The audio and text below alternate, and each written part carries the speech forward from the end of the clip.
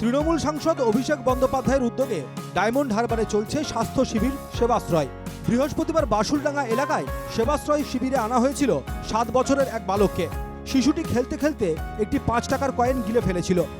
শিবিরের চিকিৎসকেরা দ্রুত প্রাথমিক চিকিৎসার পর ওই খুদেকে ডায়মন্ড হারবার সুপার স্পেশালিটি হাসপাতালে পাঠায়। সেখানেই বালকের গলা থেকে বার করা হয় কয়েন।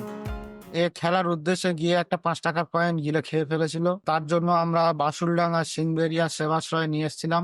নিয়ে আসার পরে এখান থেকে এনারা আমাদেরকে রেফার করেন diamond Harbour super speciality hospital. ওখান থেকে আমরা পূর্ণ সহযোগিতা পেয়েছি এবং এখন আমরা সুস্থ মনোভাব করছি। ছেলের প্রাণ বাঁচানোর জন্য কৃতজ্ঞতা প্রকাশ করেছেন বালকের বাবা। ধন্যবাদ জানান সাংসদ অভিষেক বন্দ্যোপাধ্যায়কে। ঘটনার পর তৃণমূলের তরফে একটি টুইট করা হয়েছে। সেখানে বলা হয়েছে, ডায়মন্ড হারবারের সেবাশ্রয় নতুন করে বাঁচার আশা যোগাচ্ছে মানুষকে।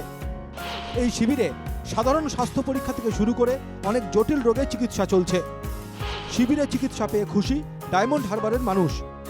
ডায়মন্ড হারবারের ওই বালক সম্পূর্ণ সুস্থ আছে। চিকিৎসকেরা শিশুটিকে 2-1 দিন পর্যবেক্ষণে রাখার পরামর্শ দিয়েছেন। দেবারতী ঘোষের রিপোর্ট, NK টিভি বাংলা।